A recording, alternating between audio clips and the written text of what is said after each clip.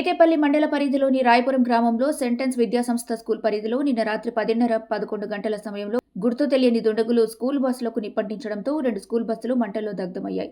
దాదాపు 35 నుంచి 40 లక్షల వరకు నష్టపరిహారం జరగొచ్చని సెంట్రల్ స్కూల్ ప్రిన్సిపల్ ప్రిన్స్ గ్లానియన్ తెలిపారు. స్కూల్ ప్రిన్సిపల్ స్థానిక ఫైర్ స్టేషన్ కి అలాగే పోలీస్ స్టేషన్ కి సమాచారం అందించగా పోలీసులు కేసు నమోదు చేసి దర్యాప్తు చేపట్టారు.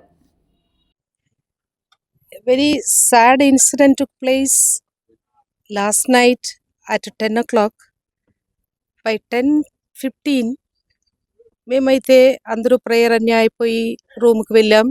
10:15 అట్లా ఒక పెద్ద బ్లాస్టింగ్ సౌండ్ విన్నాము. విని ఒక కిటికీ ఓపెన్ చేసి చూస్తే పెద్ద మంట కనిపిస్తున్నాయి. మేము అందరూ బయటకు వచ్చాం. చూస్తుండే బస్సులు కాలిపోతున్న చూసి మేమందరూ ఏడ్చి ఎస్ఐ గారిని పిలిచాం, fire సెషన్ని పిలిచాం.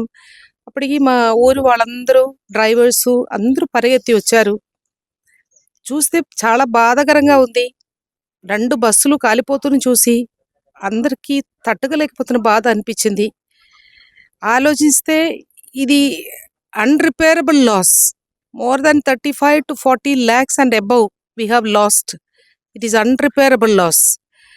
And the police also has taken steps to take the CC camera footage. They have checked, but they could not trace out any footage. So we also have got some sort of doubt. It must be someone must have done. But personally to say, we do not have any enemies. ఎవరి మీద కక్షం లేదు, ఎవరి మీద enmity లేదు. కానీ ఇన్ని సంవత్సరాల నుంచి ఈ సంస్థ నడిపిస్తున్నాం మేము. ఇంతవరకు ఇలాంటి ఒక ఘటన జరగలేదు.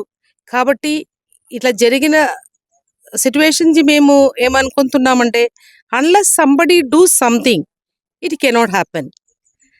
We are not having particularly anybody. So we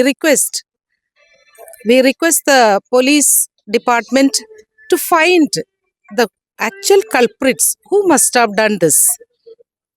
We personally do not know who it is. So it is our earnest request to make a serious and sincere inquiry to find who must have done this.